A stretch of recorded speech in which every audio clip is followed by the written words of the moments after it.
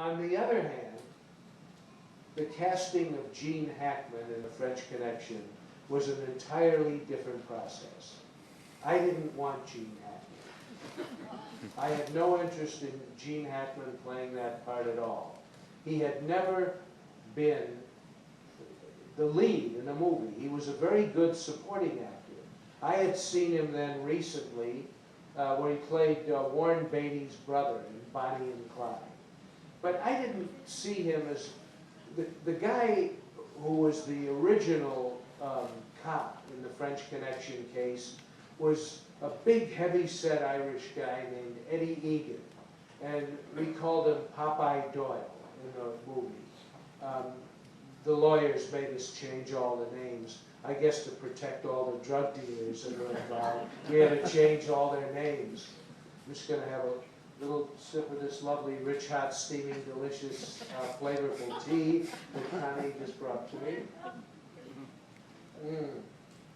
Excellent. When every studio in Hollywood turned down The French Connection, most of them turned it down twice. And the script really wasn't very good, so I didn't blame them. But I had an idea of what I wanted to do with that picture. And Dick Zanuck was the head of 20th Century Fox. And he had turned the film down, but then he called us, my producer and I, and he said, you know, I got a hunch about that crazy script you've got there. And he said, if you can make this film for $1.5 million, I'm going to be fired over here in about 6 months, so you better make it fast, because I got $1.5 million hidden away in a drawer over here. And we had a budget for just under $3 million, which was still a low-budget picture, but $1.5 million was, well, it's the equivalent of the catering budget of most films today. And so I started to tell Dick Zanuck that no, we couldn't do it for $1.5 million. My producer kicked me under the leg, under the table, and he said, sure, we can make it for $1.5 million. And Zanuck said, who would you like to have in it? And I said, our first choice is Jackie Gleason. Do you all guys remember Jackie Gleason? Yeah. Everybody? Yeah. You remember Jackie Gleason? You? Not really. He was a television star in like the 50s and 60s. He had made a few great movies. But he was a giant American comedian star. But I thought he was a great actor and perfect for this role, Popeye in The French Connection. And Zanuck said, I'm not going to hire Jackie Gleason. He said, he made a film for us 2 years ago. It was a silent movie he wanted to make about a clown. It was called Gigot, and it was the biggest disaster in the history of Fox. So I'm not going to put Gleason in this film. So the next guy that I wanted was then a young actor who had appeared in his first film called Joe, and his name was Peter Boyle. You know who Peter Boyle is? Young Frankenstein. If you don't. Anyway, we went to Peter Boyle, who had convincingly played this evil bigot who was going around with a baseball bat and getting people from minority groups and beating them up. And it was a pretty accurate situation in terms of what was happening in certain large American cities at the time. Guys going out like vigilantes with baseball bats. And he convincingly played this evil bigot.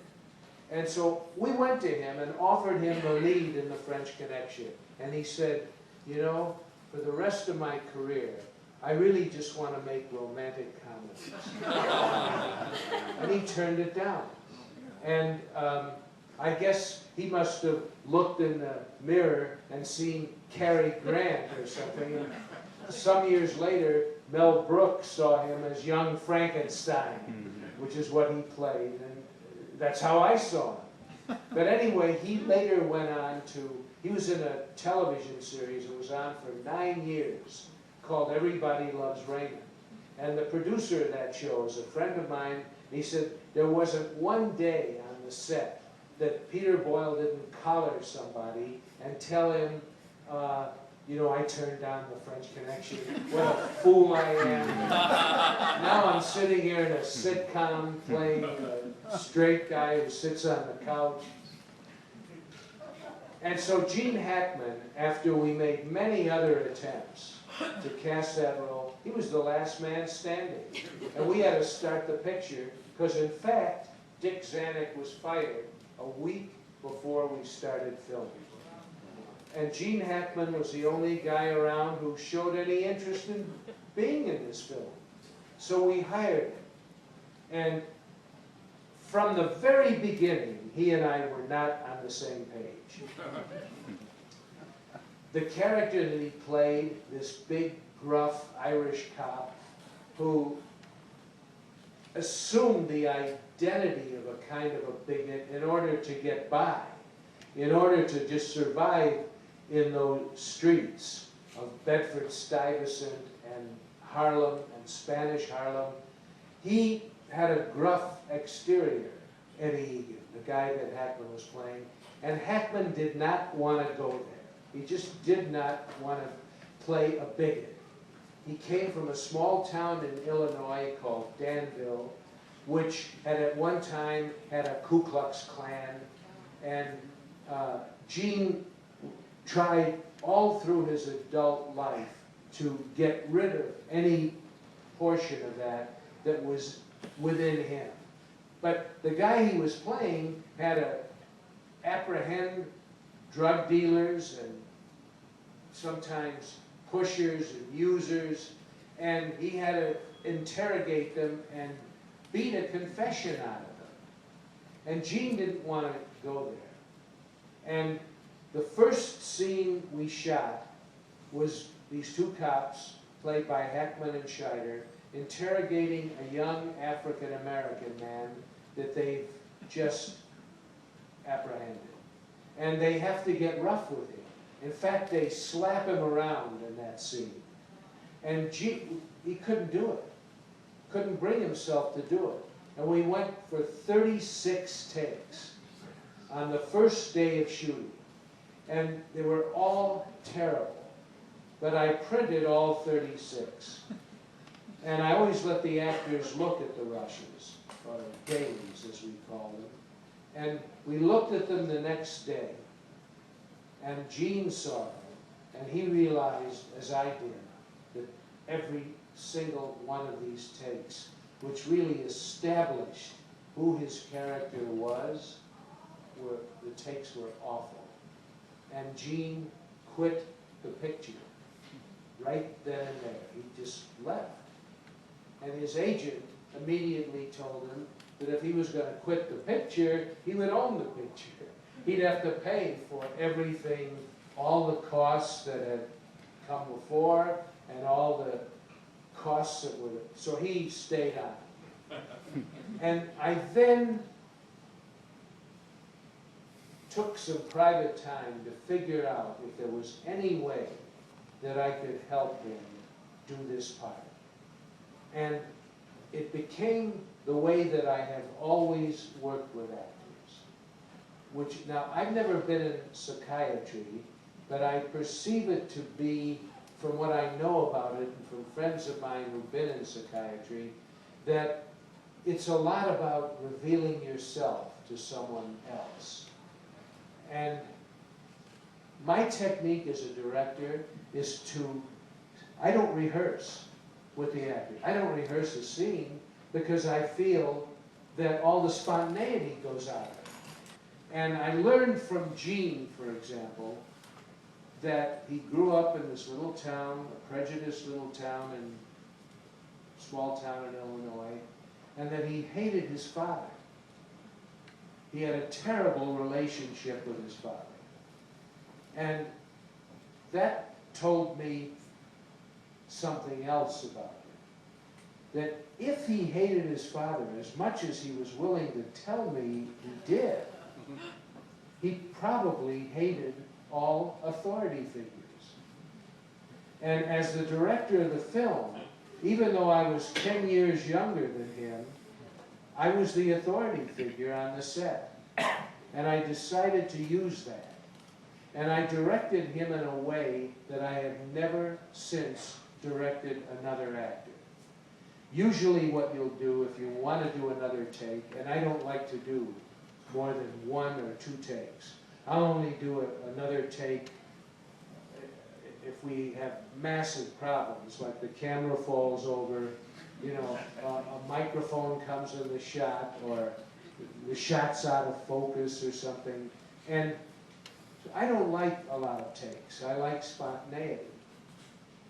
With Hackman, usually with an actor, if you need to do another take, you'll say, hold it, let's do it again, one more time. Maybe do a little slower, or a little faster, or maybe you can get a little tougher with this person, or maybe show more affection, whatever. Let's try it again. With Hackman, he'd do a take, and I would say, in front of the whole crew, I would say, cut, hold it. What's going on here? What are you doing, Gene? You know, you call that acting? You better get a day job, man. And I would literally treat him like an evil father. To which he responded with not only anger, but great energy, all directed toward me, not the drug smuggler he was supposed to be chasing. But he responded in kind with anger. And I told the crew, the camera crew, whenever I give you a high sign, just start rolling. I'm not going to say roll the cameras.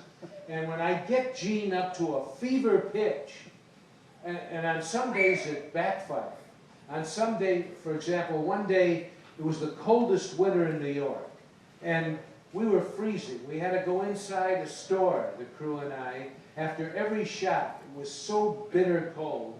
And Gene was supposed to show me, by rubbing his hands together, gloved hands, how cold it was out there.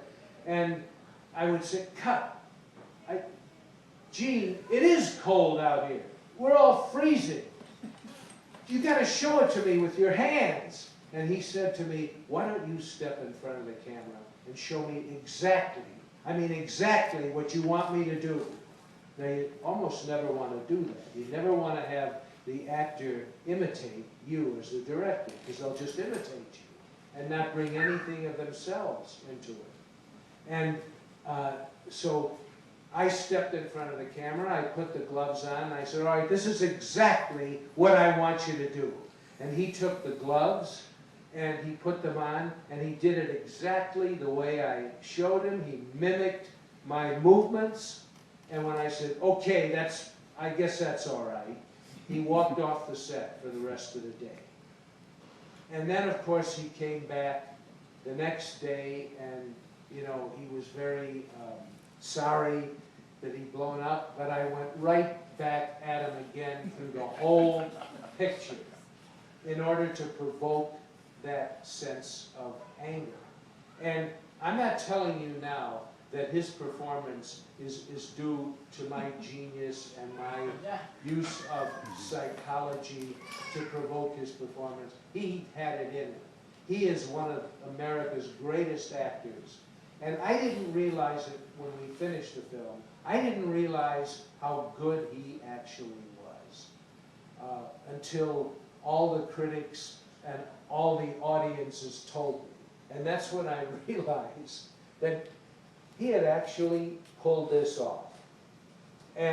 But that technique is something that I've used over and over again in subsequent films. Never to the extent of having to treat an actor with that much hostility. With